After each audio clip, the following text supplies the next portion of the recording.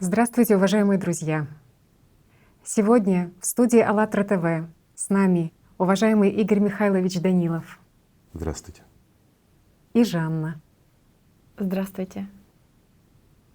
Друзья, хотелось бы сегодня побеседовать на тему… Можно? Дело в том, что после одной из передач совместно, которую мы снимали с Жанной и с Татьяной, стало очень много обращений ко мне с просьбой, когда мы будем делать совместную передачу и будет присутствовать Жанна, чтобы я ее попросил моргнуть. Ну вот, есть у нас любители. Жан, по просьбе наших друзей, моргни, пожалуйста. Не так. Моргни.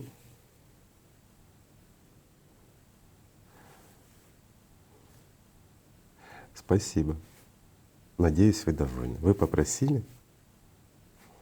Извини, продолжим. Хотелось бы сегодня поговорить на тему ценность жизни.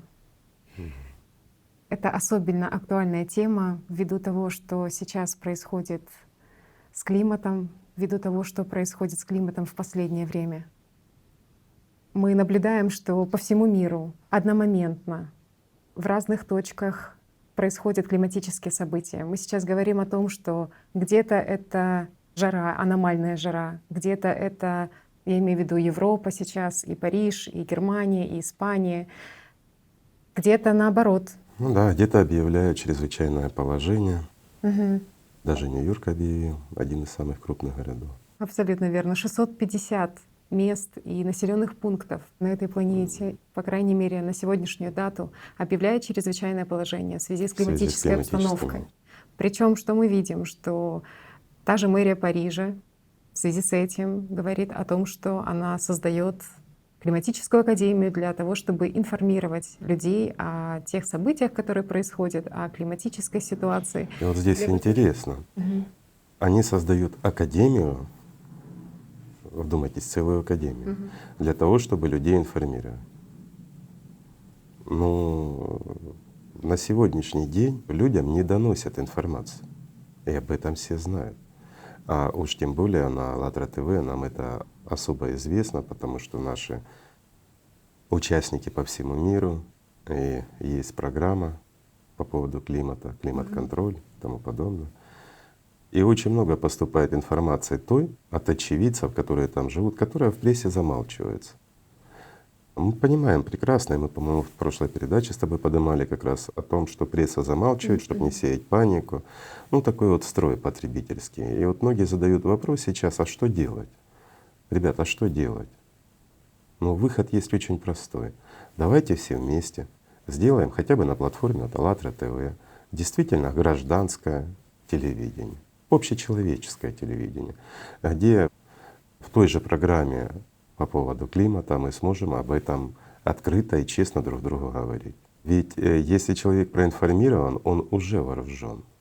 Ну разве не так? Мгм. Вы правильно сказали сейчас, да. Да, вот хотелось заметить, что такое впечатление, что просто земляне не понимают того, что может произойти в ближайшем будущем, что Конечно, они не не понимают. учитываются вот эти вот все катастрофы, масштабы. Они Вот не то, что учитываются. произошло в Калифорнии. За 2 дня буквально 3 мощных землетрясения. Но самое важное то, что очень жаль, что 350 миллионов людей просто могут пострадать. Просто люди, которые могут духовно освободиться, люди, которые могут стать ангелами, они могут пострадать от катаклизмов только потому, что нет объединения, не ценится жизнь, не воспринимается всерьез то, что происходит. То есть и что, как печальный какой исход может быть, что вместо 350 миллионов ангелов просто может получиться 350 миллионов субличностей. Понимаешь, Жан, ну, земляне, как ты говоришь, они слишком погружены в эгоизм. Для них вот эта жизнь трехмерная, она для них гораздо важнее, чем жизнь будущая, духовная. Ведь на протяжении, мы вот поднимали вопрос в прошлой передаче, 6000 лет люди просто зомбировались. Мгм. Поэтому люди слишком Слишком зациклены они на земной жизни, и другое они не видят и не знают. Да, все чувствуют, да, все понимают, но сиюминутная жизнь для них, она гораздо важнее, чем потом. Я понимаю, что на Нубиру оно по-другому, но у нас на Земле, к сожалению, так. Люди думают, что они спасутся. Они думают о том, что кто-то придет, спасет, кто-то что-то сделает, Бог помилует. Это те, кто верует. А те, кто не верует, они вообще думают, слушая опять-таки то, что говорят рапсоды, которые проплаченные рассказывают им сказки, что это было не раз уже, что все будет хорошо, что погодка немножко вот она побалуется и климат наладится. Не понимают той катастрофы, которая действительно надвигается. И они не понимают, для чего мы вообще, скажем, подняли этот вопрос, еще Бог знает когда. И на протяжении стольких лет мы пытаемся это все людям рассказать.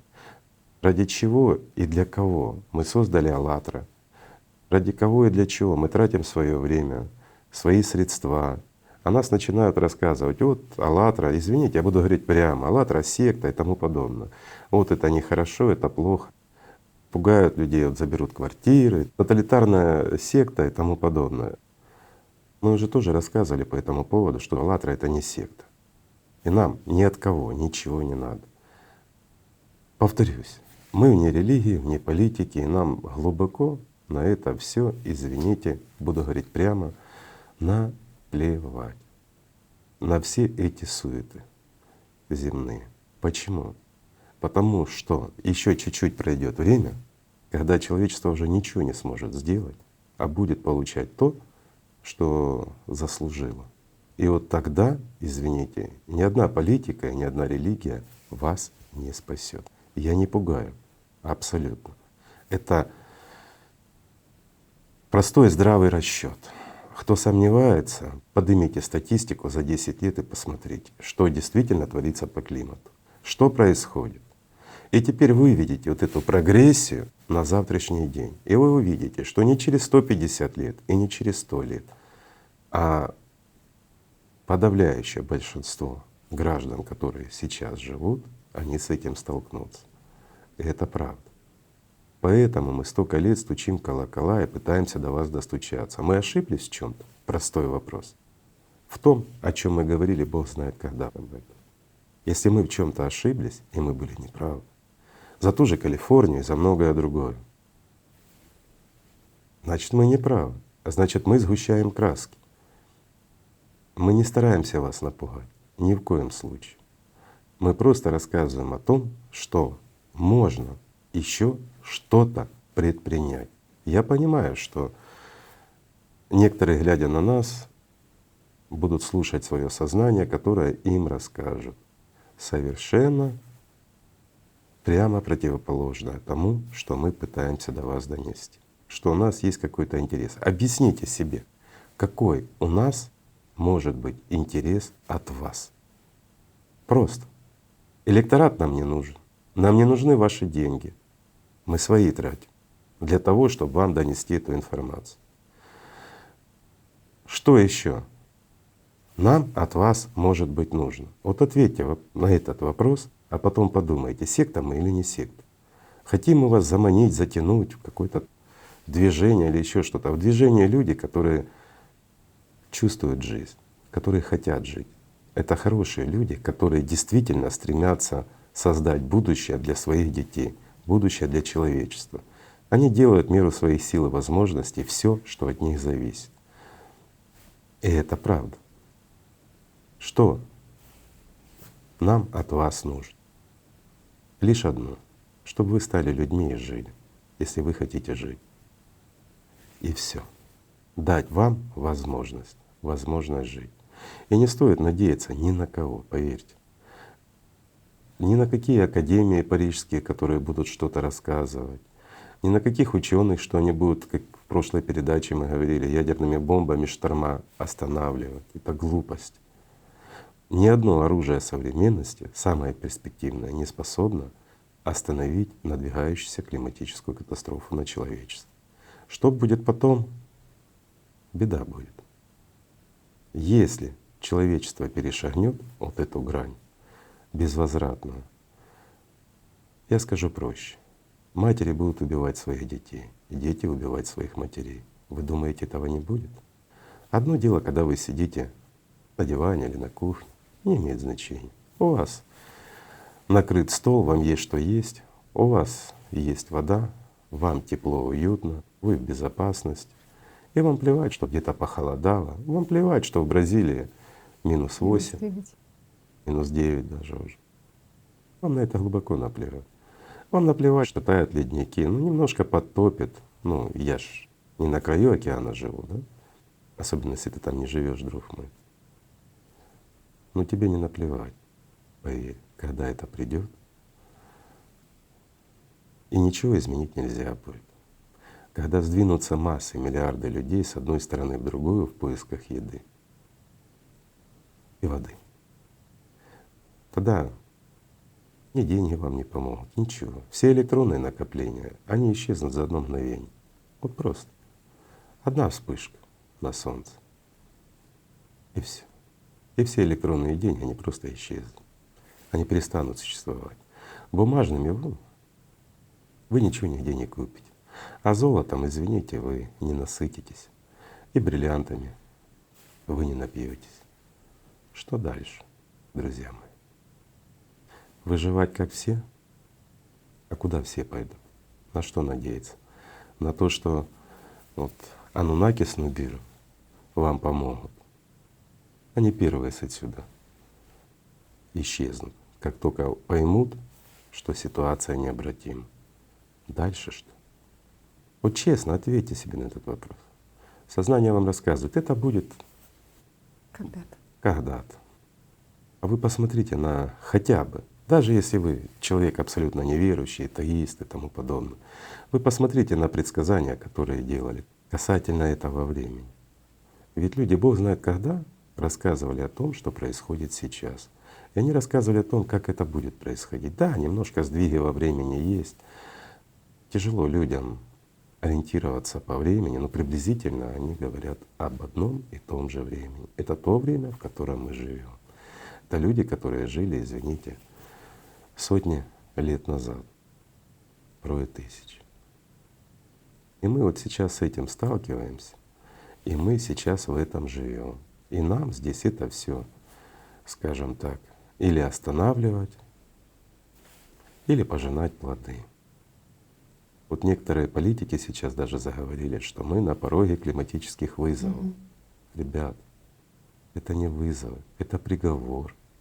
Единственное, что он сейчас, благодаря стараниям, находится на некоторой кассации, скажем так. Но приговор-то вынесен. Да, вердикт еще не совсем утвержден, но то, что мы видим, и то, что мы видим в человеческом сообществе, опять обман, ложь, грязь и тому подобное. Банальное неуважение, диктатура в вашей голове, вашего сознания, только оно не ваше, ребят. И опять сектантство, мы все время разговариваем за сознание, мы пытаемся людям что-то внушить, объяснить. Ребят, мы никому ничего не пытаемся внушить. Поверьте, если бы мы это хотели, мы бы это сделали. Но нам не интересно ни секта, ни религия, нам ничего не интересно. Нам интересно единственное, что я повторюсь, это шанс для вас, для ваших потомков, шанс для человечества. Но этот шанс выжить и что-то сделать мы можем реализовать лишь взявшись за руки, все вместе. И для начала хотя бы для всех, кто сомневается, что сознание не ваше. Еще раз повторю, я не знаю уже многотысячный раз. Просто гляньте в свою голову, с откуда у вас появляется мысль. И попробуйте проконтролировать ваши мысли, и вы поймете, что они не ваши. Только добросовестно и серьезно. Попробуйте подумать о чем-то, хотя бы 5 минут, удержать свою мысль.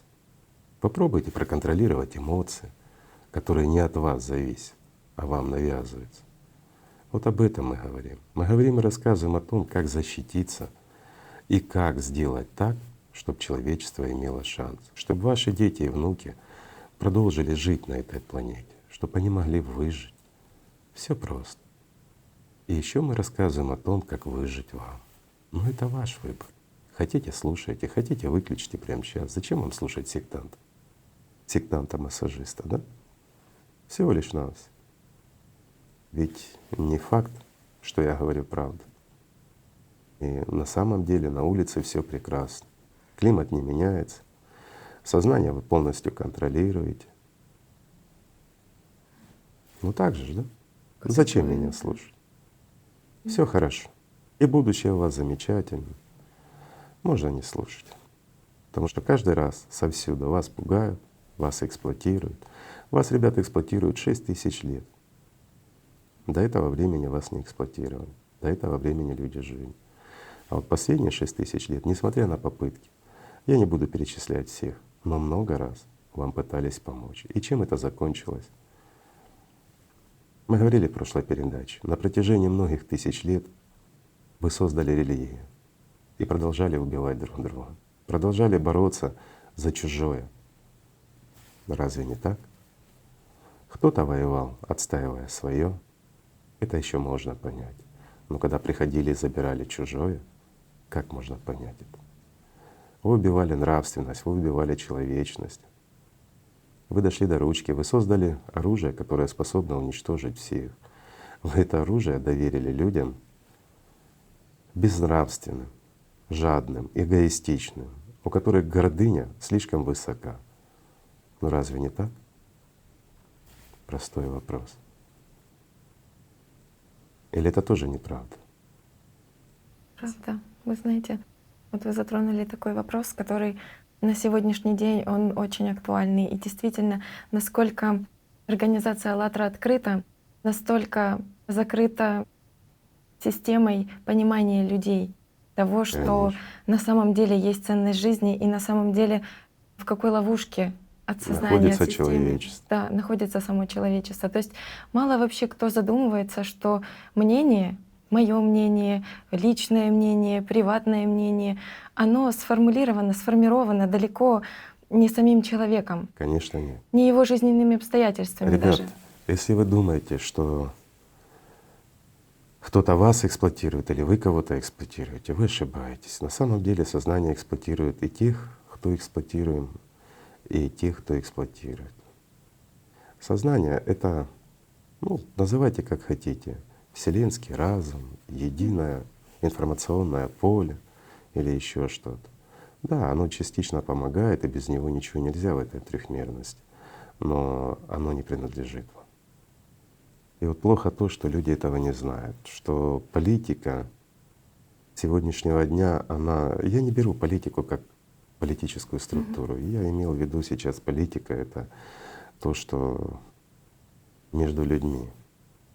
Вот оно сформировано именно таким образом, что отрицается все нравственное, все человеческое, начинают вводить все парадоксальное, то, что ломает сознание, за якобы борьбу какой-то свободы, еще чего-то.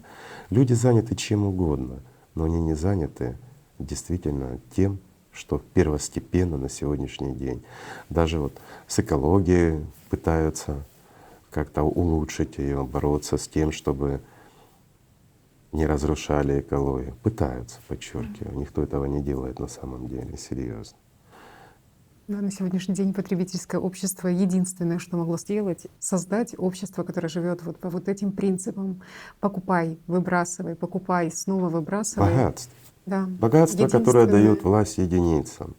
И вот людям кажется, что став Богаче, он будет круче, что купив что-то ненужное, чтобы зарисоваться. что потом это да. все выкинуть, чтобы заставить чтобы это кого-то всё завидовать. выбросить, чтобы Совершенно просто правильно. кто-то Мы в прошлой произвести. передаче об этом говорили. Мы говорили как раз вот с Татьяной обсуждали вопросы потребительского общества. Не хочется к этому возвращаться. Те, кто нас смотрит, и так понимают, а кто даже и не видел этой передачи. Перестаньте врать себе и гляньте, что хочется вам, что вам диктует ваше сознание. Посмотрите на своих соседей, на ваше окружение, и вы все поймете, насколько действительно мы бесчеловечны. И почему все-таки пророки были правы о том, что человечество выходит на грань. Но пророки также говорили о том, что у человечества может быть шанс, но для этого человечество должно объединиться. Ну и прошлой передаче мы также поднимали о том, что люди готовы объединяться, но не готовы объединяться на своих условиях с выгодой для себя. А здесь должно быть объединение с выгодой для всех, независимо от собственных личных интересов. Вот ответьте на вопрос, какой самый большой интерес в вашей жизни? Сделать так, чтобы вам завидовали соседи или чтобы вас узнал весь мир?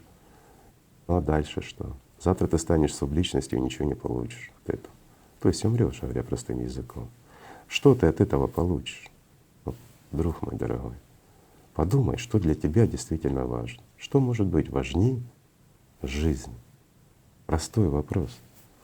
И вот это вот, вы не поверите, крайне тяжело донести до людей, что нет ничего более ценного, чем жизнь. Банальная, простая вещь, она не воспринимается из-за того, что сознание ваше, ребят, против, и вы его слушаете. Находясь в рабстве сознания или в рабстве системы человечества, оно и совершает эти глупости, которые происходят на сегодняшний день.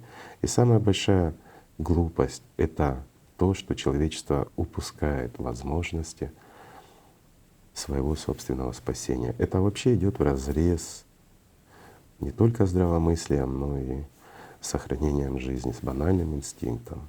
Ведь даже животные спасают свою жизнь, а человечество упорно копает себе могилу. Какое-то у нас суицидальное сообщество получается землян. Игорь Михайлович, но все-таки вот эта ценность жизни, вспоминают люди о ней. Особенно это показали и последние события, и в той же Калифорнии землетрясение 7.1, когда отзывы очевидцев, я имею в виду, когда люди говорят о том, что именно в этот момент они понимают тленность и бренность, пыль всего этого материального мира. И единственное, о чем они вспоминают в этот момент, находясь на грани, находясь лицом к лицу со смертью, да, встречаясь, это о ценности своей жизни. Все становится ненужным, все становится отходит на второй план, потому ну что бессмысленно. именно Если в этот утрачивается момент, жизнь, утрачивается все. ну вот Это же действительно так. да. Но что вот интересно, что глядя ту же ленту Твиттера, ту же ленту Фейсбука, ты понимаешь, какие сообщения пишут люди. Люди в отчаянии, скажем так, и в растерянности, потому что здесь и сейчас они сталкиваются с ситуацией, когда те опоры материального мира, которые они выстраивали, просто рухнули, и они не знают, куда им дальше. Это то, ребята, о чем мы как раз и пытаемся вам рассказать.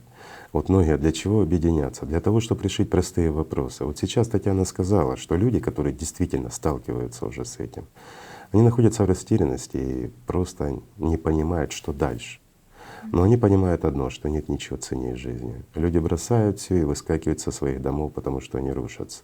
Повезло, если выскочил. А если нет, тогда вообще все бессмысленно. Но жизнь на этом не прекращается. Я имею в виду, прекращается привычная жизнь, а как раз то, о чем не говорят, оно продолжается. И, к сожалению, оно не в лучших условиях продолжается с той стороны. Субличность или ад, как говорят в религии, это намного хуже, чем здесь. Мы не пугаем, мы информируем. И вот в данном случае, опять-таки, как работает то же сознание. Вот человек выскочил, он перепуганный, он понял, что жизнь гораздо ценнее. Буквально через время, когда все успокоилось, опять входит в русло, и сознание начинает диктовать опять то же, что диктовало перед этим. Ну это ж разовое, больше такого не будет. Ага, теперь вопрос к специалистам, кто изучает землетрясения и тому подобное. Когда возникают то, что вот, к примеру, произошло в Калифорнии, это предтеча чего? Есть наблюдения, когда происходит меньше с нарастанием, потом идет затишье, и потом происходит то, о чем все эти специалисты говорят, о мегаземлетрясении, но его боятся и молчат, и отодвигают на отдаленное потом.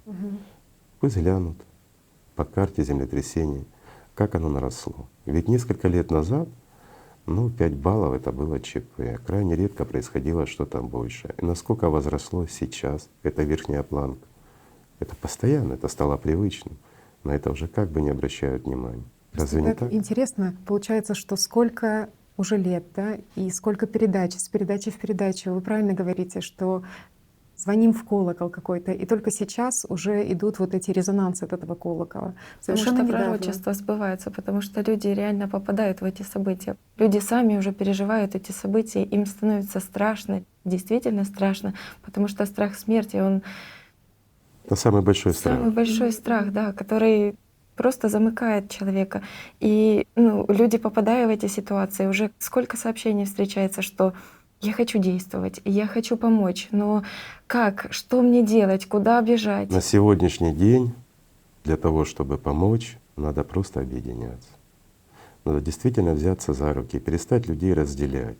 Сознание разделяет, это оно диктует. Ненавидеть другого цвета, скажем, людей, когда у них кожа отличается, ненавидеть там какую-то национальность, ненавидеть еще кого-то. Кто-то вот ненавидит рептилоидов. Что они вам плохого сделали? Все люди. Кстати, пока не забыл, извините, отвлекусь, но меня также спрашивали, вместе с просьбой моргнуть, спрашивали, а много ли вас здесь, на планете Земля? Ответь, пожалуйста. Да, больше, чем вам хотелось бы, но гораздо меньше, чем вы надеетесь.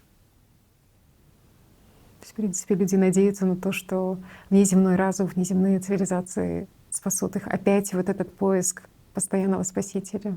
Извините. То мы так, чтобы немножко отвлечься от грустного. Мгм. Потому что действительно, чем больше начинаешь думать о том, как помочь, и, скажем, стучишь в колокол или звонишь в колокол, слышат, но понимаешь, сколько глухих.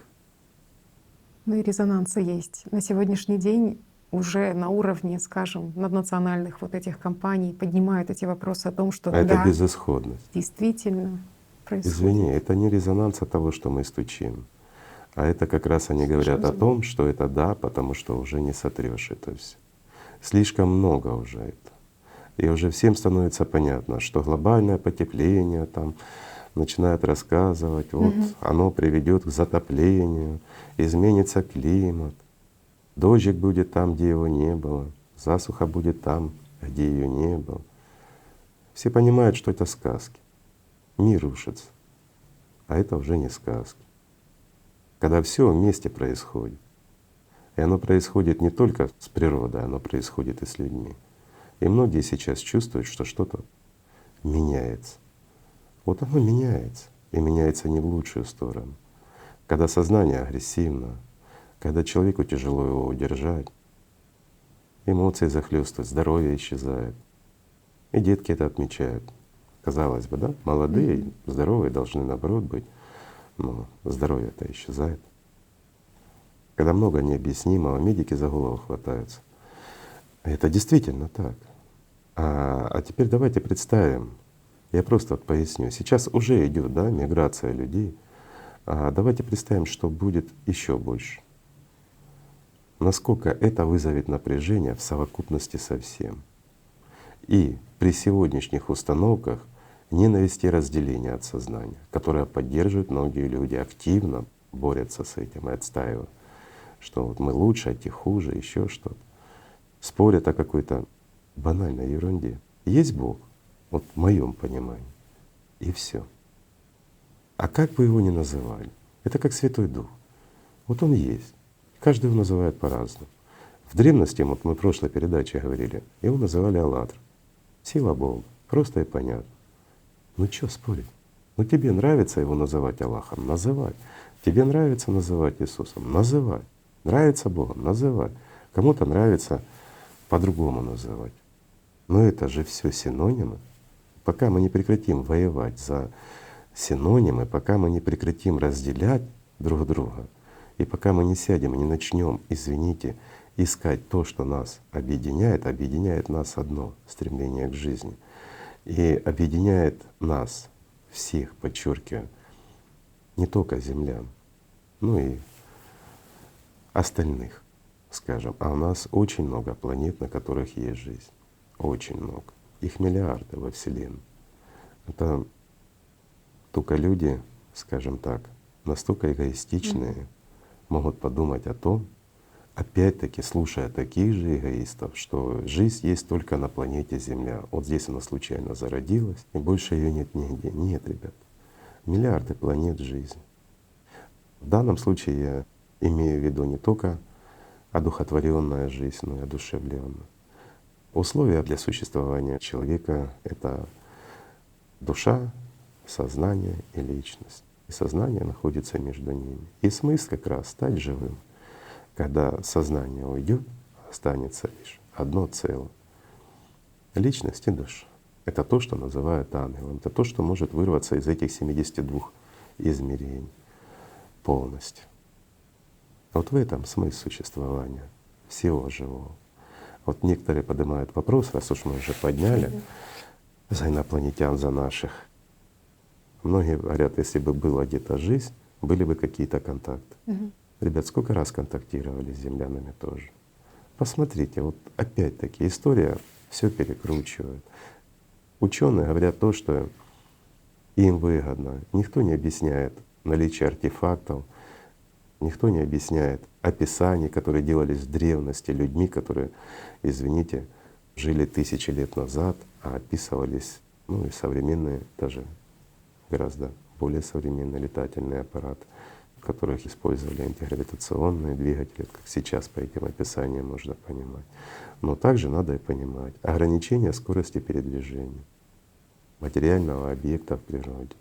К примеру, сигнал, который из довольно близких планет, простой радиосигнал, может идти тысячи лет.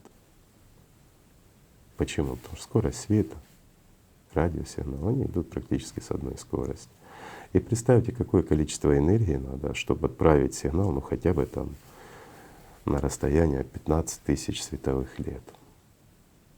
Какая должна быть установка и сколько энергии она должна потреблять? Вот простой вопрос. И смысл от этого. Это не факт, что попадет в цивилизацию, которая существует 200-300 лет. Это в среднем высокоразвитые цивилизации не существуют. Есть цивилизации, конечно, они должны быть более развитые, но это тоже хорошего ничего не несет. Смысл не в них. Смысл в том, что посмотрите на человечество. Вот сколько человечество владеет радио, чтобы получить этот сигнал. А если он был за год до того, как радио изобрели, и мы не смогли, как люди, его услышать, тот сигнал, то он прошел пустой. И радиосигналы, которые мы отправили, они будут идти крайне долго. И опять-таки затухание этих сигналов по естественным причинам. Потому что чтобы преодолеть такое расстояние, нужен очень мощный источник энергии.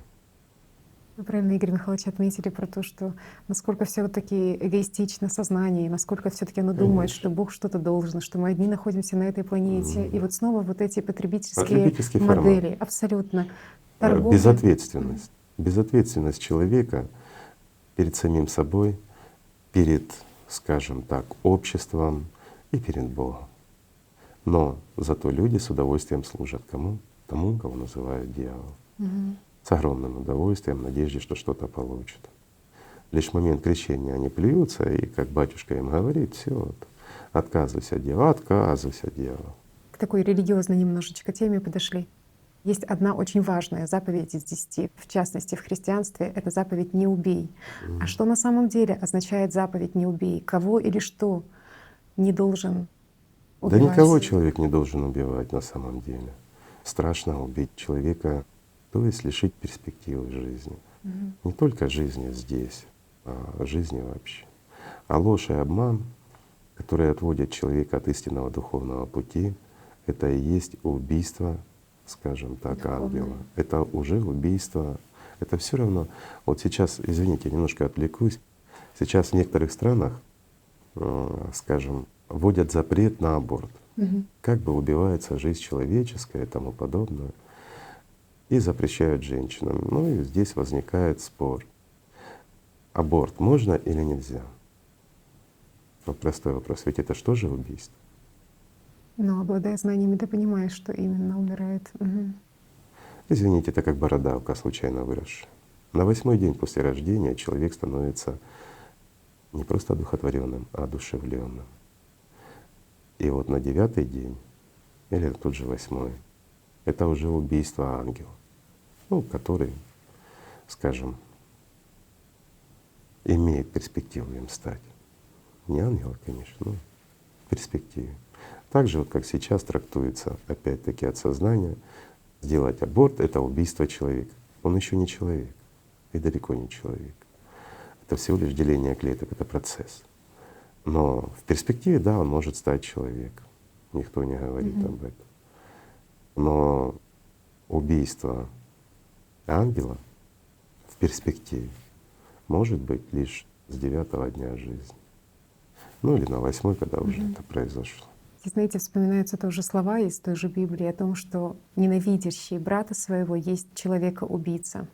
Вы однажды в одной из передач говорили о том, кто такой настоящий человек, что взрастить в себе человека — это прежде всего взрастить в себе вот этого ангела, да, то Ну а есть. как же? И вот понимание такое приходит, что как раз-таки каким образом ненависть к ближнему убивает человека, почему она убийственна, и убийственна и в себе, потому что Ну ты просто, источник. кто ненавидит? Вот ненависть кто порождает в человеке? Сознание. Значит, она им полностью управляет тем человеком. Значит, он находится в рабстве или под контролем, ну, скажем так, системы, дьявола, как бы мы его ни называли. Но он не свободен, этот человек. Если человек этот не свободен, если он позволяет, скажем, сознанию им манипулировать и управлять, вызывать у него эмоции, навязывать ненависть, еще что-то, да, то разве этот человек свободен? Разве он живой? Перспектива у него есть выжить, у этого раба системы? Да никакой, если он собой не занимается. А если человек занимается собой, если он контролирует эти процессы, он понимает, да, существует, как бы мы это ни называли, сатана, бесы, информационная программа. Ребят, без разницы, как это назвать, но оно есть. И оно действительно влияет на твой выбор ежесекундно. Оно заставляет тебя эмоционировать, оно заставляет тебя вместо твоей духовной работы тратить время черти на что.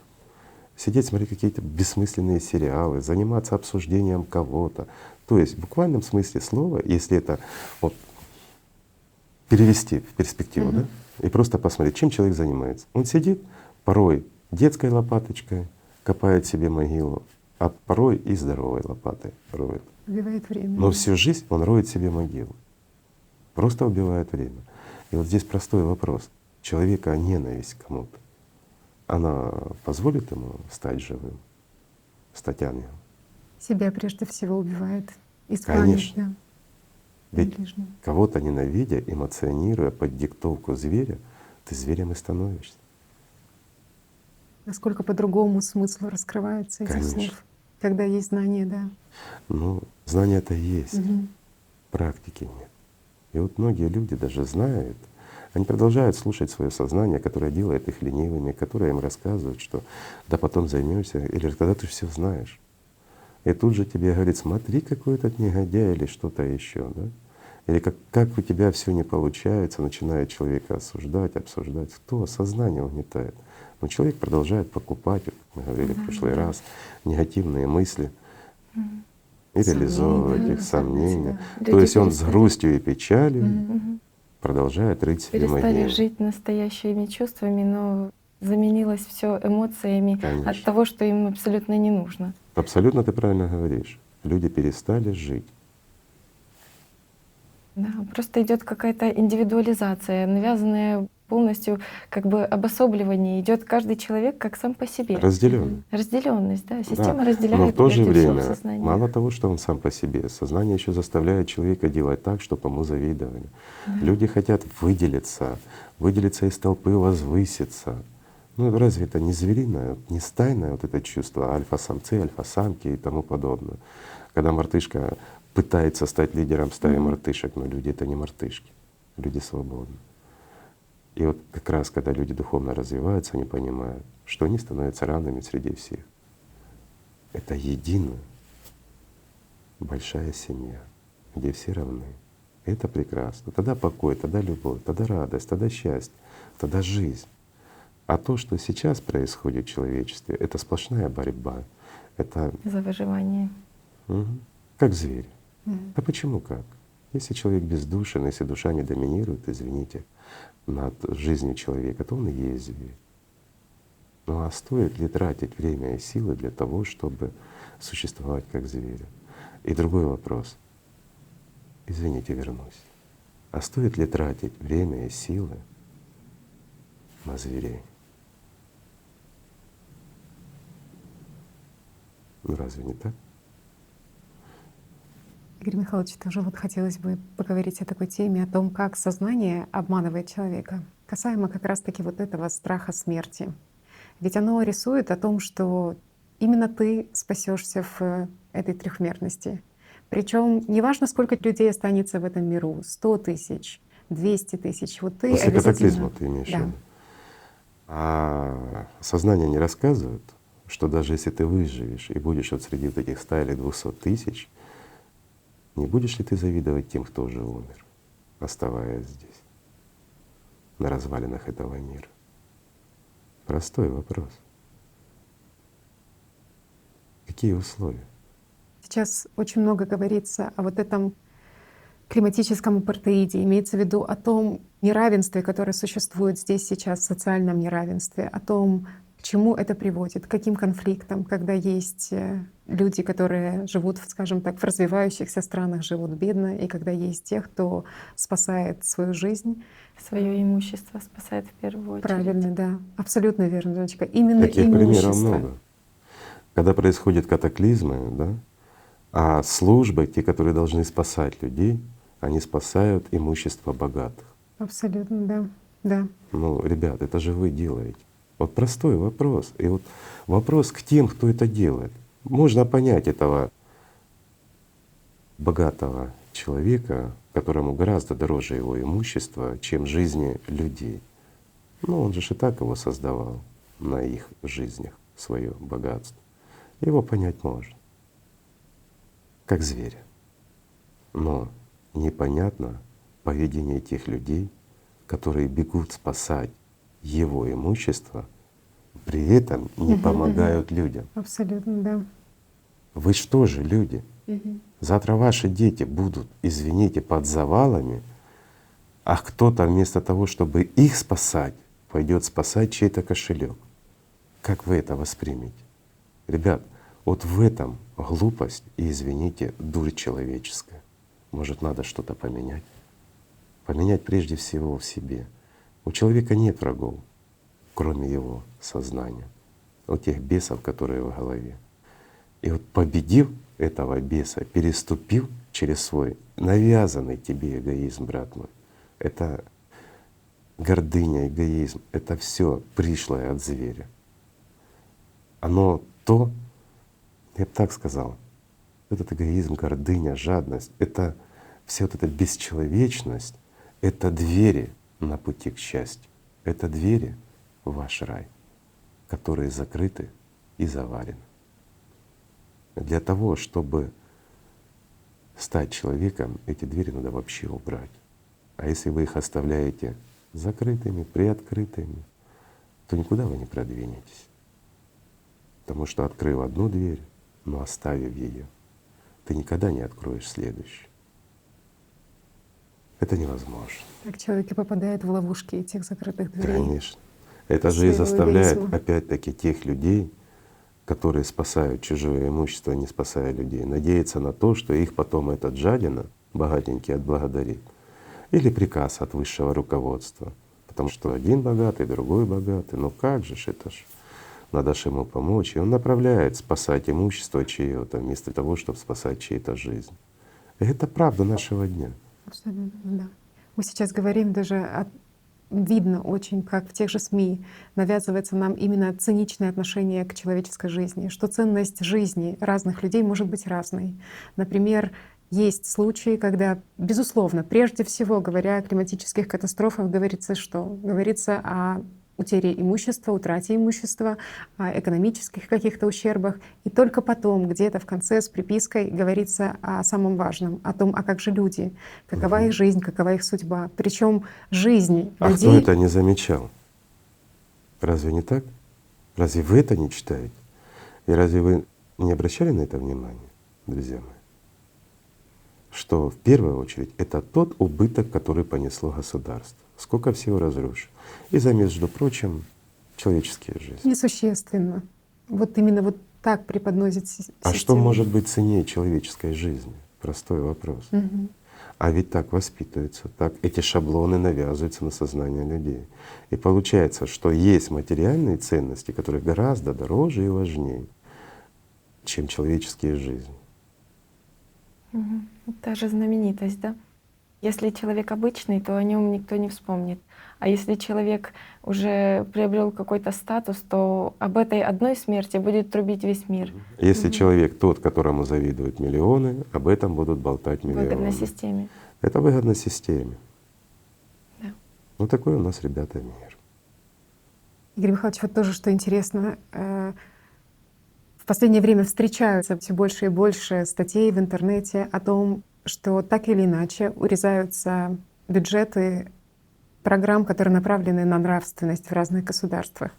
Ну правильно, зато больше и больше спонсируются и поддерживаются программы, которые разрушают нравственность в человеке, которые разрушают в нем банальное человеческое. И пропагандируется ненормальность человеческая. И это навязывается. На хорошее средств нет, а на плохое, которое навязывается на сознание людей, эти средства находятся. Ребят, кому это выгодно? Это, извините, высокодуховные существа это делают?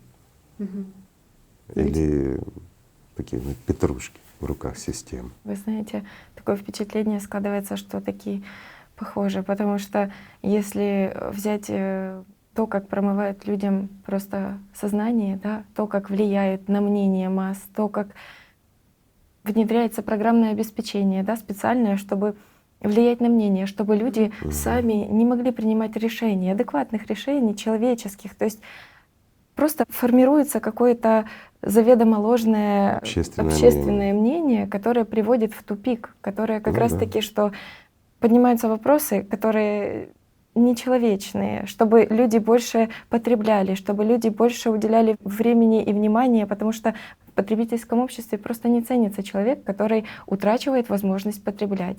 Он должен работать, но он же зарабатывать. не интересен. Он убыточен. Выходит из матрицы. Да, выходит из матрицы. Он Ну знаешь, что хорошо, и мы финансировать. это отмечали, что, к сожалению, их системы перестают работать. Все эти вот манипуляции общественным мнением начинают давать сбой. Хоть что-то хорошее есть.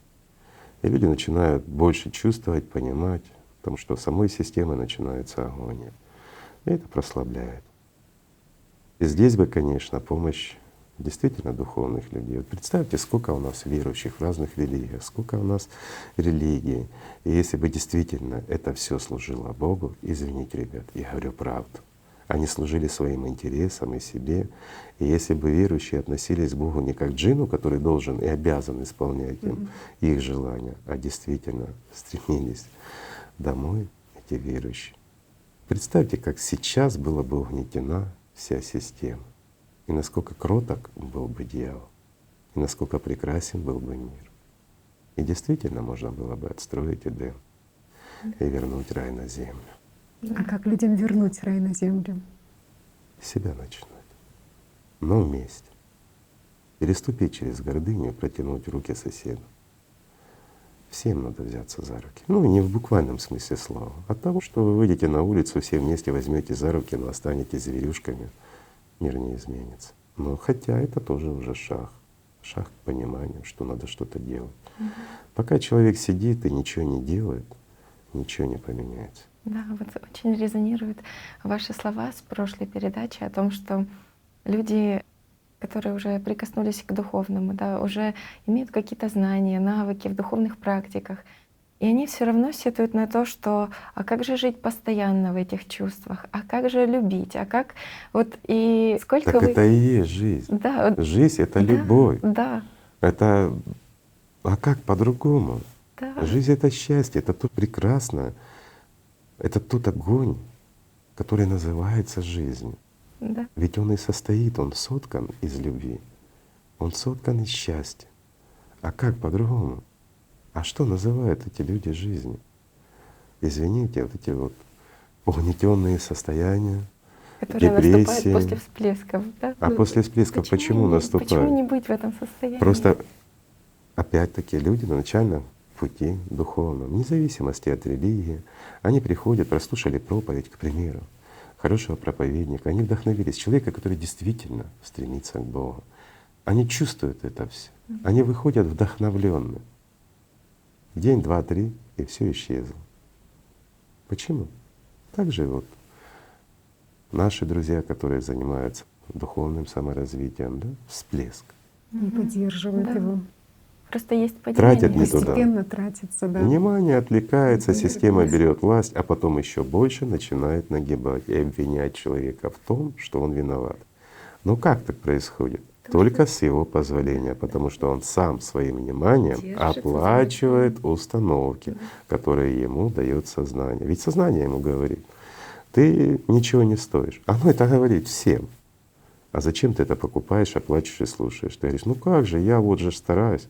То есть ты вступаешь в диалог, и вместо тебя артисты на сцене продолжают этот диалог. А Да. ты в зале с позиции слушателя, который оплачивает всю эту ихнюю вакханалию в отношении тебя. Вместо самопознания — самооправдание. И кто здесь дурачок? Сознание или личность? Личность, конечно. А ведь этот всплеск — это же старт только для того, чтобы в Это дальнейшем. старт, который нельзя Как человеку бросать. не утратить это, как Не его покупать поддерживать? глупость, не оплачивать установки от сознания, а держаться именно за это. Силу внимания вкладывать куда? В любовь, в это чувство. Этот огонь, поддерживать его вот как… Ну, давайте представим, что вот этот всплеск, который люди получают, совершив хадж, прослушав хорошую службу хорошего священнослужителя, вдохновившись, или сами вот достигли, да, соприкоснулись с этим.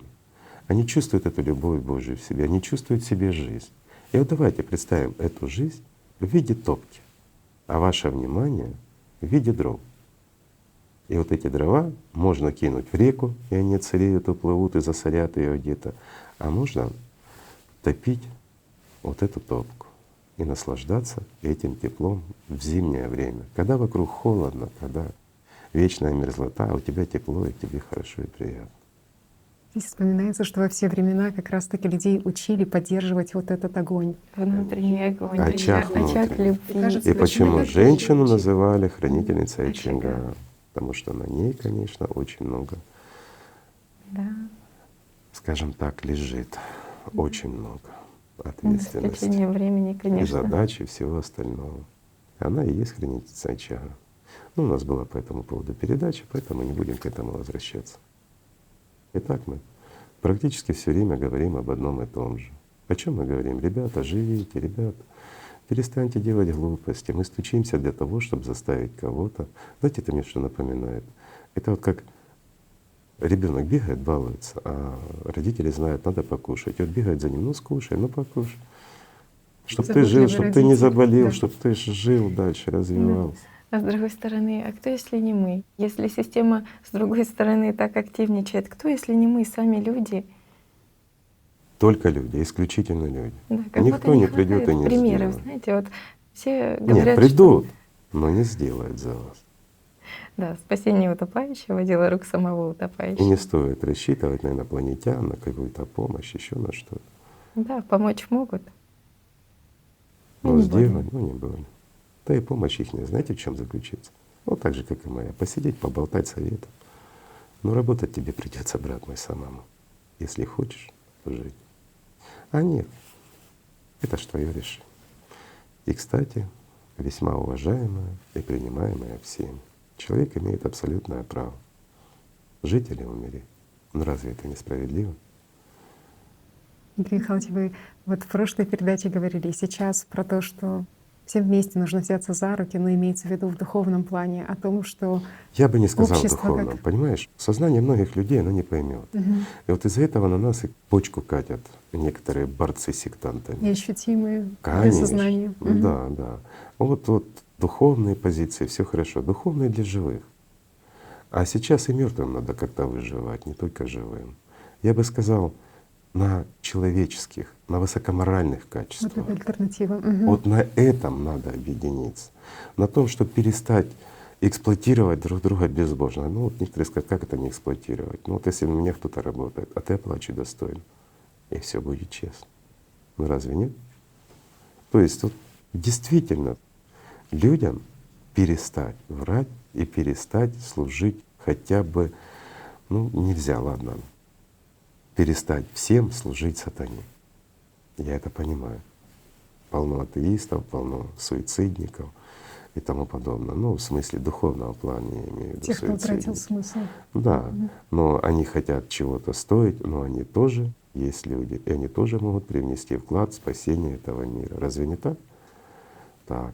А что для этого нужно? Должно быть объединение на хотя бы идее стать человечней, стать лучше, перестать убивать друг друга, перестать ссориться друг с другом и вернуть как раз те ценности, против которых, ты говоришь, сейчас борются потихонечку, да? То есть мораль, ну все человеческое, то, что отличает человека от зверя.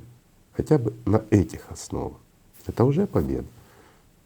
Ведь нам сознание внедрено, скажем так, с самого детства, с самой школы. Вот эта пирамида Маслоу, известная Мгм. всем, да, то, что где фундаментом являются вот эти базовые потребности, материальные потребности, материальные ценности, и которые якобы гарантируют нам вот эту безопасность, да, и только потом ты можешь приступать к более высоким задачам, высоким целям, к духовным, к нравственным.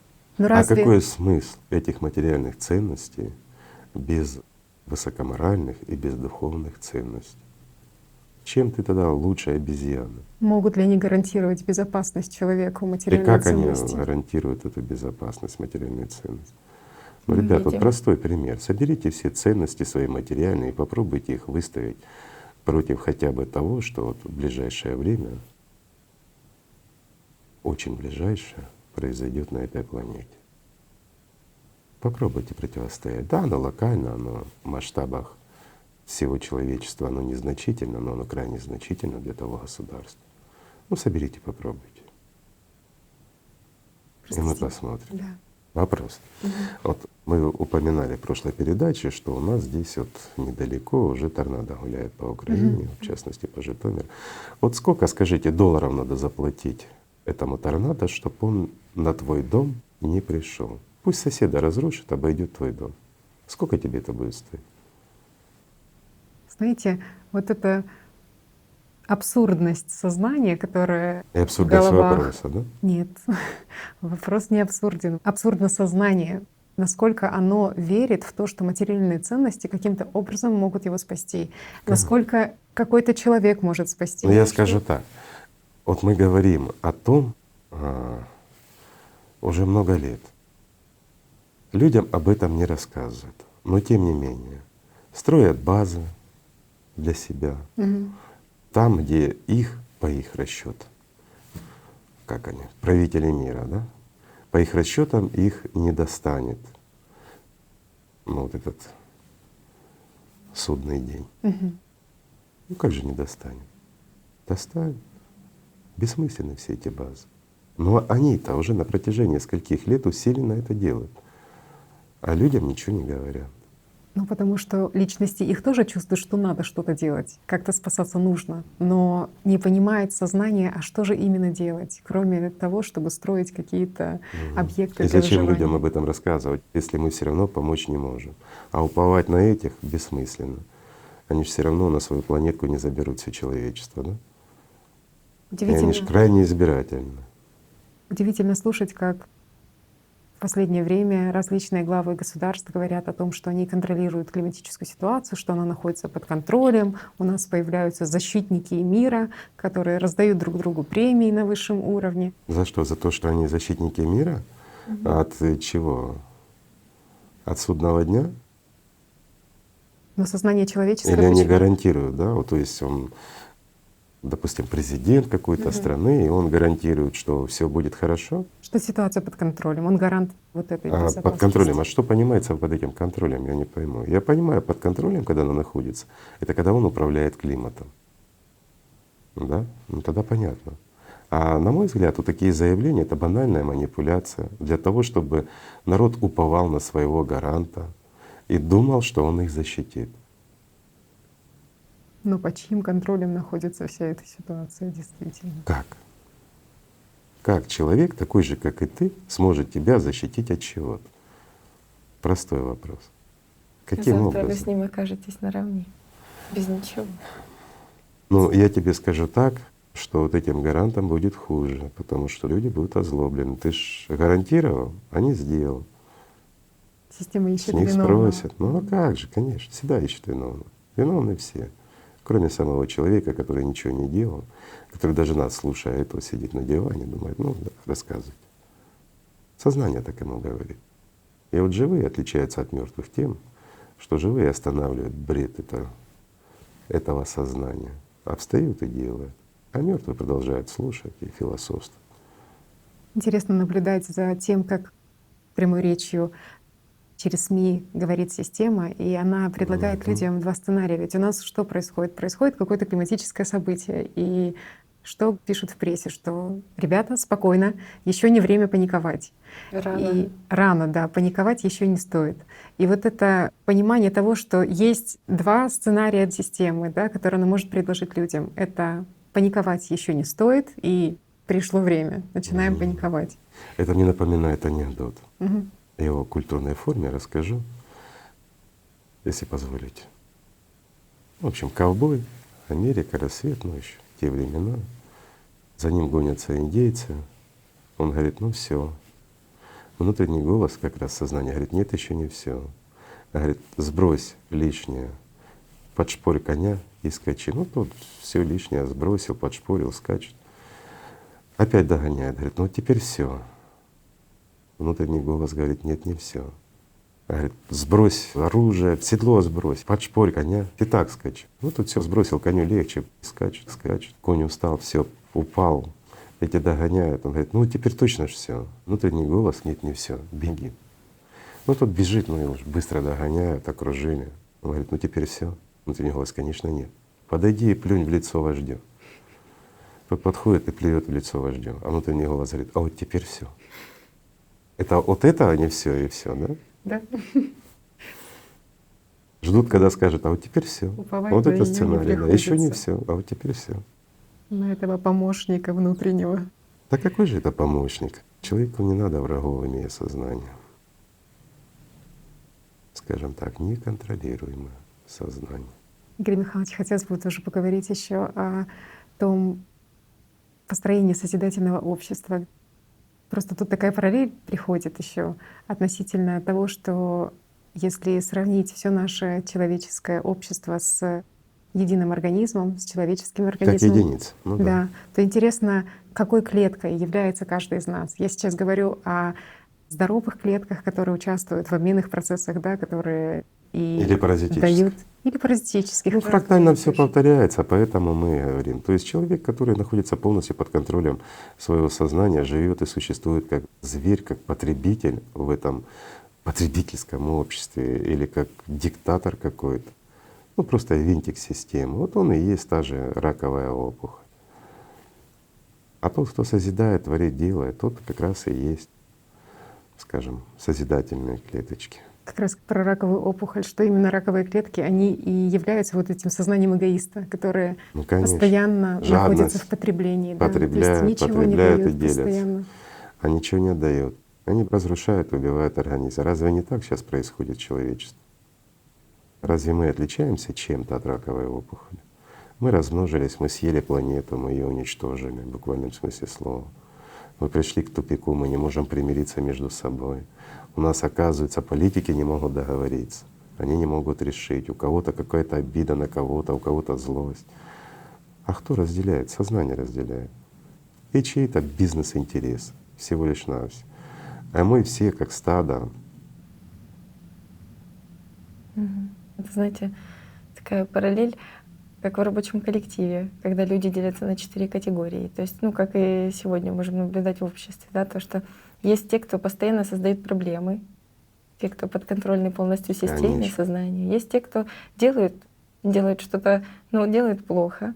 Есть те, кто делают хорошо, и есть те, кто на передовой. Те, кто стремятся все-таки что-то изменить, воплощают в жизнь 4 какие-то типа, идеи. они всегда и везде есть. Да, да, везде Первый проходит. тип — это тот, который стремится и борется, богоборца. Мгм. Кроме него эгоиста никого не существует. Второй тип — и нашим, и вашим, но может быть где-то рядом с вами. Это Мгм. такое. Люди, которые надеются, что они когда-то будут что-то чувствовать. Есть третий тип, которые чувствуют. Они чувствуют, они понимают, что есть мир духовный и тому подобное.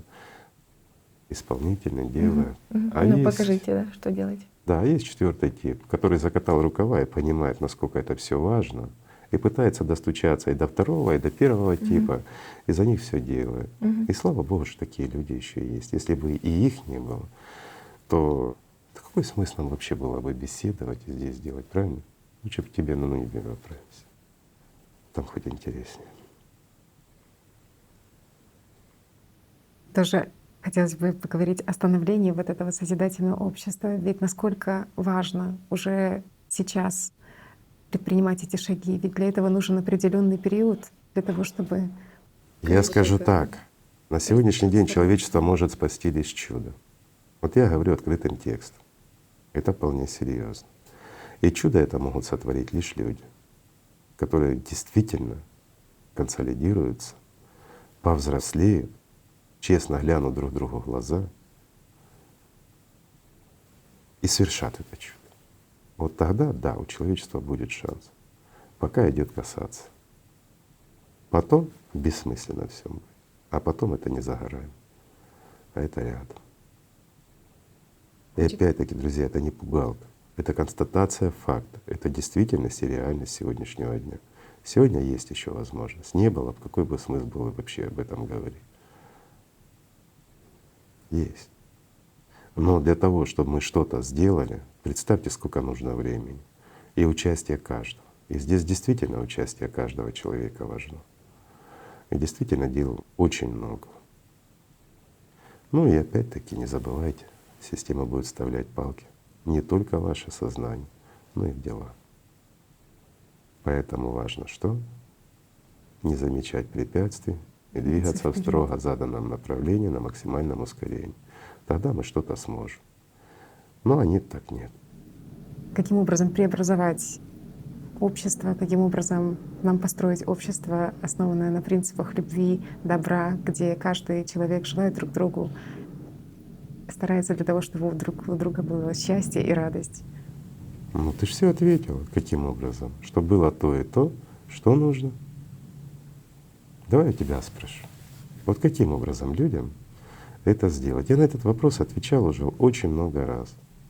Знаете, Продолжительное время. И каждый раз одно и то же. наверное, Вот давайте вы об этом скажете.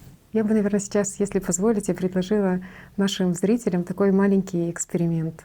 Просто попытаться понаблюдать, каким представляет ваше сознание два варианта развития событий. Первый вариант развития событий — это общество эгоистов, где каждый живет с целью, что хочу абсолютно все и для себя. Но Какой- этот вариант и представлять не надо. Критично гляньте на себя и на своих друзей, близких. Мгм. А второй? А второй вариант событий — это, скажем так, альтруистический такой сценарий. Мы вначале здраво смотрим на сегодняшний день и на себя, Абсолютно. честно, да?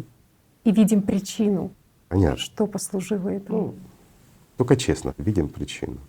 Понятно. И видим общество, и понимаем, к чему мы идем в том или ином случае. Если, скажем так, Бог даст, и мы доживем уже, когда нас климат уничтожит, если до этого мы себя не убьем. Вот в этом смысл, и Бог позволит дожить хотя бы до того, потому что раньше друг друга можем съесть. А второй мы тоже представим. Альтруистический такой сценарий, когда Мгм. каждый человек находится в искренней Ну, раз любви друг к другу альтруистически, да, значит любви друг к другу. и заботится о другом человеке. То есть не о заботе. себе, как в первом, а о другом. Ты заботишься о другом, другие заботятся о Да. тебе. И люди живут по чести и по совести. Когда, выйдя на улицу, мы встречаем друзей, и мы не видим врагов. Когда мы убираем врага, все мы, из своего сознания. И когда мы стараемся сделать этот мир потребительский, страшный, разрушенный, с вырубленными деревьями, загаженными океанами, мы пытаемся из него сделать опять тот мир, который нам дал Бог, да? То есть Эдем, сад. Давайте представим, ребят. Вот смотрите, насколько женщины умны. Когда я ей предложил, вот что вы можете сказать, посоветовать людям, смотрите, как она выкрутилась. Она все опять переложила на вас. Знаете, в чем суть? В простом. Гляньте просто на этот мир, где ты сейчас реально находишься и каковы твои перспективы. А потом ты представляешь мир, который ты же, друг мой, можешь и построить. И при этом сама ничего не сделала, она просто вам предложила. И вы сами решаете, какой мир для вас лучше. Хороший выход. И мне кажется, Поэтому они и женщины. Поэтому они поддерживают очаг. просто совершенно очевидно, что это мир безопасности, когда люди доверяют друг другу, когда люди находятся в любви, Даже не спорю, радости. конечно, это прекрасно. И поэтому вот оно, строительство безопасного мира, безопасного человечества, можно сказать, основывается на этих принципах. Ну, И радостно, конечно. что люди сами к этому пришли. Да, Этим потому что осознанием. Вот каждый поэтому, человек внутри. мужики, когда женщины 6000 лет правили миром, в мире был порядок и мир. И было то, о чем она сейчас предложила вам представить, альтруистический мир. Но когда мы, мужики, 6000 лет назад начали править миром, вот все эти 6000 лет и идет то, что идет: войны, раздоры, эгоизм. И вот как ни крути, это тоже правда. Когда патриархат сменил матриархат, мир перестал существовать. Свободные люди перестали существовать. Возникла лишь иллюзия свободы. А так сплошное рабство и эксплуатация. И все время уничтожение было садов эдемских, да? И мы имеем то, что мы имеем на сегодняшний день. Мы приходим к завершающей точке. Вопрос лишь в этом романе «Жизнь человека». В эпилоге. Каким он будет?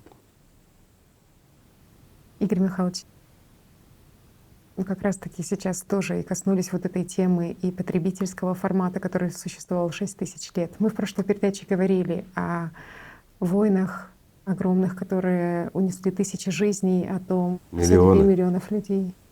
Миллионы и миллиарды жизней были унесены. Но ведь этот формат, безусловно, раз в системе, то он фрактально повторяется и в наших головах. И хотелось бы… Обязательно. А разве люди не воюют в своих головах? Мгм. Почему? Потому что поддерживают как раз, вот как ты предложила, первый сценарий. Человеконенавистный, такой сценарий эгоист. И вот этот формат, он реализуется. Вот мы говорили о том, что система, она хочет оправдать вот эту агрессию, скажем, борьбой за справедливость. Только в семьях. справедливость какая? Справедливость идет эгоистично, а не справедливость для всех. Ну разве не так?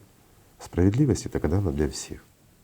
А когда лично для меня или для нас, да, как для группы, то это несправедливость, это эгоизм. Эгоизм тоже бывает разный.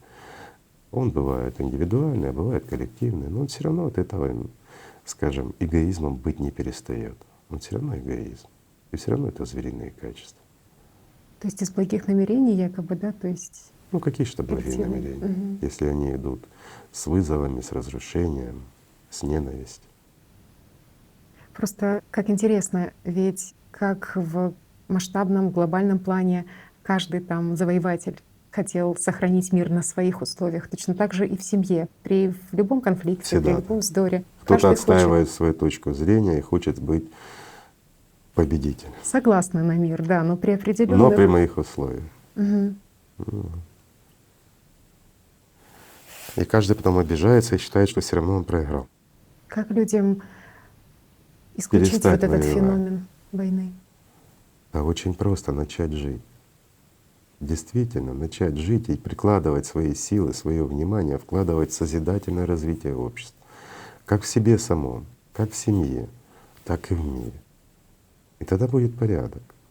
Мы еще можем, еще что-то можем, еще можем успеть. Возможно. Еще успеем что-то сделать.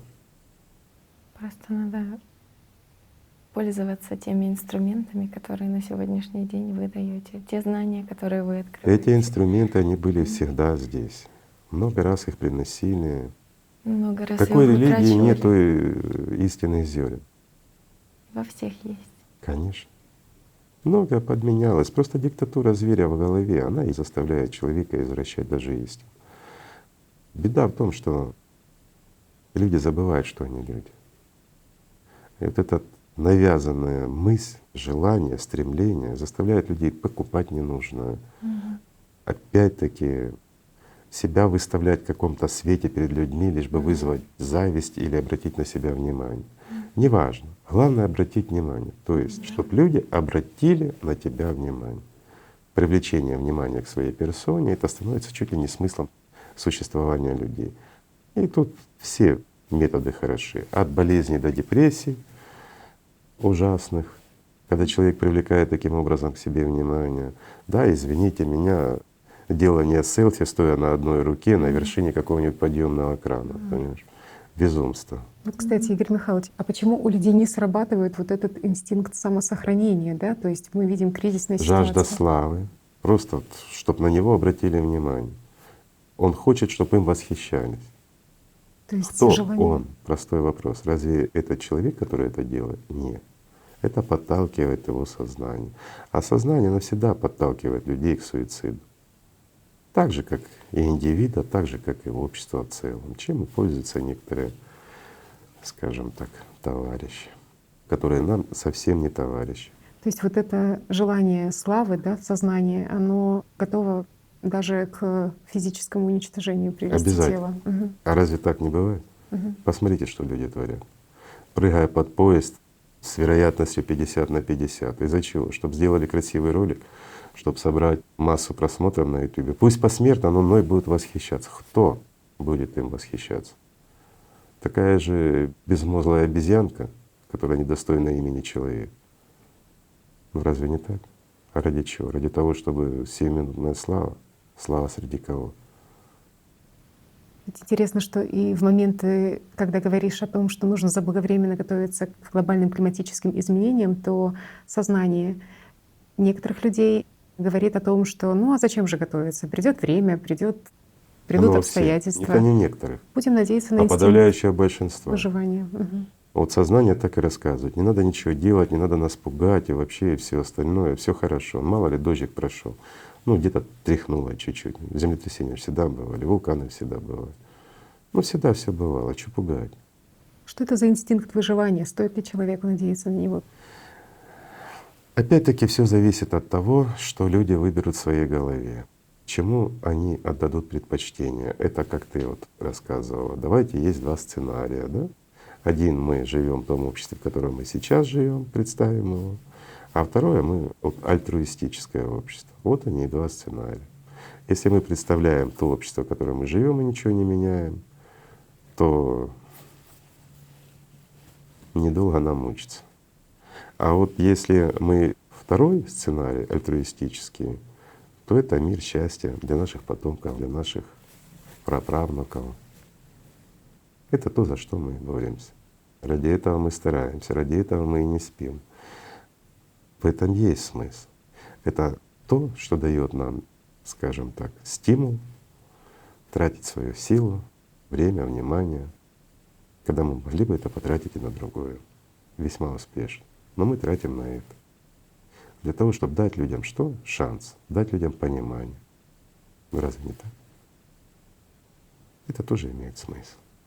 И огромная благодарность. Сражаться, вам. говорит, за больного надо до последнего мгновения, пока есть шанс у него выжить. Но когда шанса нет, это уже тем более по выбору его. Тут уж, извините, медицина бессильна, если пациент хочет жить. Или наоборот, медицина тоже бессильна. Поэтому каждый должен понимать, что у него в непроработанных моментах. И как, знаете, как врачи ставят диагноз, если человек не знает, что ему делать, да, если не знает, от чего лечиться, то ему будет сложно Вылечить вылечить. болезнь, Да, конечно. так и останется больным. Поэтому- Но если человек понимает, если он трезво вот так вот смотрит, как Таня И исполняет, предложила, что ему говорит доктор, да, то, он обязательно выздоровеет. конечно, и при этом хочет жить, то болезнь здесь тоже отступает, ибо она бессильна. Тоже такой момент относительно того, как люди, которые идут по духовному пути, насколько важным элементом является еще и изучение работы системы, изучение работы Это сознания. первостепенно. Мгм. То есть человеку невозможно поверить. Вот тебе говорят, я верю там, в Бога, я верю в это. Это сознание порой говорит. Для того, чтобы человек действительно поверил, ну не поверил, а познал. Знание и вера — это разные вещи. Мы об этом много говорили уже, собственно говоря, далеко не одну передачу. Но смысл заключается в том, для того, чтобы обрести знание, нужно заниматься. Нужно изучать свое сознание, нужно изучать, как оно работает, нужно понимать, что или кто ты на данном этапе, что ты хочешь, и правильно и в нужном направлении вкладывать свое внимание, ценить его и время ценить. Потому что каждое мгновение, которое ушло, и ты просуществовал зря, назад уже не вернешь. Ничто не имеет такой цены, как время и внимание. Ибо это то, что мы утрачиваем, и утрачиваем навсегда. Мы утрачиваем шанс вместе с временем и вниманием. Когда нам сознание говорит, ну поиграйся немножко, отвлекись, зачем это тебе то надо, зачем тебе это надо. Слушая демона в голове, живым не станешь. Это тоже правда, друзья мои. Тоже люди делятся своими наблюдениями относительно изучения работы сознания и говорят о том, что действительно, как интересно оно подсказывает изучать его на ком-то. То есть сознание всегда очень видно, как оно работает на ком-то, да, то есть как развиваются ситуации вовне. Достаточно ли этого для того, чтобы… Ну, знаешь, как здесь пословица говорит, в чужом глазу соринку видно, а в своем бревна не замечаешь. Изучать на ком-то, не изучая в себе, ты ничего не поймешь. Ибо наблюдение ты делаешь с помощью своего же сознания. Оно может пойти на компромисс, оно скажет, хорошо, давай изучать, как работает сознание, на друге, на соседе, на ком угодно, на члене семьи, но только не на себе. А вот начинать надо с себя. Спокойно. Из понимания, с откуда приходит мысль. Потом попробовать ее контролировать, а потом попробовать, чтобы приходили только хорошие мысли. Приходило хорошее настроение. Даже если тело больно, ну какая разница? Настроение и болезнь тела или там какая-то ситуация — это ж разные вещи. Правильно? В каком состоянии ты находишься? Конечно. Потом Вдохновение, убрать любви привычки или… плохие, которые якобы у тебя есть. У человека нет привычки, есть сознание, которое шаблона, и это держит тебя за что-то. Изменить это все в лучше. Ты же хочешь быть лучше? Будь, если ты хочешь быть лучше. Ты хочешь быть счастливым? Так будь счастливым. Кто тебе не дает? Ну разве не так? Кроме твоего сознания и тебя же самого. Здесь очень просто. Скажем так, приходишь в магазин и покупаешь. Есть, ты хочешь сладко, есть шоколадка, а есть, извините, горчица. Если ты хочешь шоколадки и хочешь, чтобы у тебя во рту было сладко, то зачем ты покупаешь горчицу, вкладываешь туда свои средства, а в данном случае внимание — это и есть средство. Потом ешь его и говоришь о том, что тебе плохо. Ты ж хочешь шоколадки, ну ты ж зашел и купил вместо шоколадки сладенького, кушаешь, наслаждаешься жизнью, смотришь, какое небо голубое, какие люди вокруг красивые. Нет, ты покупаешь горчицу, ешь, тебе плохо, ты видишь, какие все нехорошие, какие все негодяи, и мир вообще бардак, и стоит ли вот это мне, такому великому и счастливому, напрягаться для того, чтобы кого-то спасать и кому-то что-то помогать и разъяснять. Да, я сам все понимаю, и пошло, и поехало, да? Ну, разница. А кто виноват, кто дурак в данном случае? Хочешь шоколадку — покупай шоколадку. А если хочешь себя помучить, Ну, купи васаби или горчицу. Я понимаю, что это неотъемлемая часть гастрономии, и с какими-то продуктами она хороша, но просто вот так брать, есть горчицу в то время, когда ты мечтаешь о сладком и имел такую возможность, ну как-то глупо. Но так же люди поступают и со своей жизнью. Ведь опять-таки те же эмоции, те же настроения — это шоколад и горчица. Мгм. Что купил, то и получил. Да, знаете, пришла аналогия с полным стаканом. Когда человек обращается за тем, чтобы ему помогли, чтобы ему подсказали, как жить иначе, что делать, куда бежать. Но при И этом является полным полным стаканом. стаканом, По куда восточной мудрости, куда ни капли не дольешь, то что бы ты ни говорил, он не воспримет. Вот я надеюсь, что наше человечество все-таки не совсем полный стакан, и хоть капелька туда попадет. И все-таки сможем мы достучаться до сердец, и не зря мы потратили время. Игорь Михайлович, ну вот настолько сейчас открыто и откровенно говорится людям о том, что сейчас происходит, что я, пожалуй, озвучу голос сознания, то, что говорит сознание людям. Она говорит, ну раз Игорь Михайлович настолько открыто озвучивает вот такие истины, значит, скорее всего, мы находимся уже на такой грани, что сознание порождает некое отчаяние в головах людей и таким образом пытается их обездвижить. То есть ты имеешь в виду, что если я заговорил прямо, прямым текстом, называя вещи своими именами, то значит перспективы человечества нет. И можно опустить руки и сидеть и ждать. Ребят, если бы это было действительно все, и никакого шанса бы у вас не было, то я скажу так. Вот анунаки, они бы не присутствовали с нами здесь. Они бы уже паковали чемоданы. Ну а если без шуток, то не было бы шанса, мы бы не тратили время. А если есть хоть один шанс, мы должны его использовать.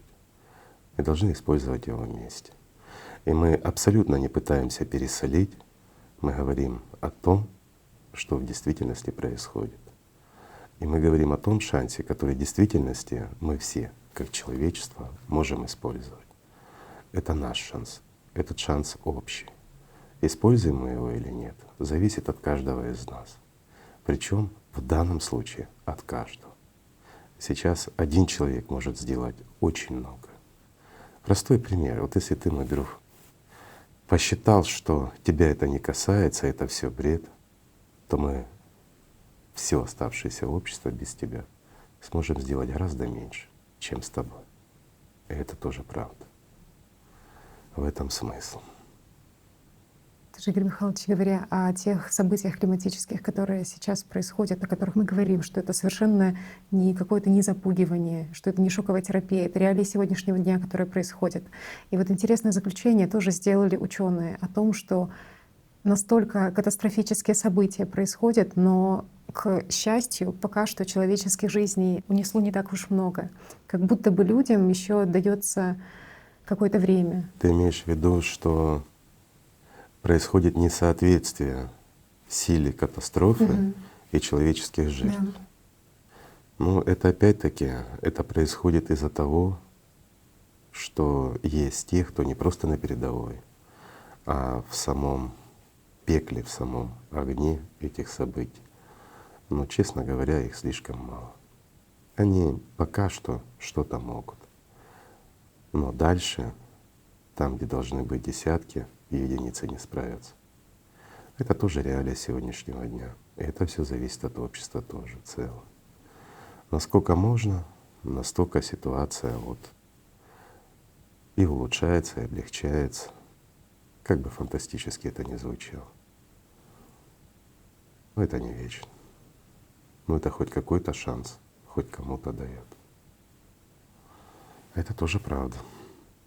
Важно, чтобы было как можно больше людей, которые были. Вот я скажу, самое важное — это то, чтобы каждый человек на Земле услышал это и все-таки занялся реализацией вот того второго, как ты говорила, представления, и не просто представления в себе, альтруистического такого сообщества, а действительно его реализации в этом мире.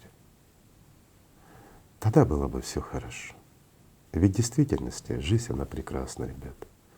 А когда оно в мире, в счастье, в любви, в созидании, когда действительно с открытой душой друг к другу, когда не с потребительского формата эксплуатации кого-то, обмана или еще чего-то, не с позиции личного эгоизма, чтобы вот возвыситься над кем-то, а в равенстве, а в братстве, в любви и уважении. Вот тогда оно правильно, тогда мир прекрасен, тогда жизнь действительно имеет смысл. Поэтому, друзья мои, давайте любить друг друга и давайте стремиться сделать этот мир лучше. Давайте сделаем все, что от нас зависит. Вот реально, все, что зависит от нас, для того, чтобы этот мир стал лучше. Спасибо вам, друзья мои. Спасибо.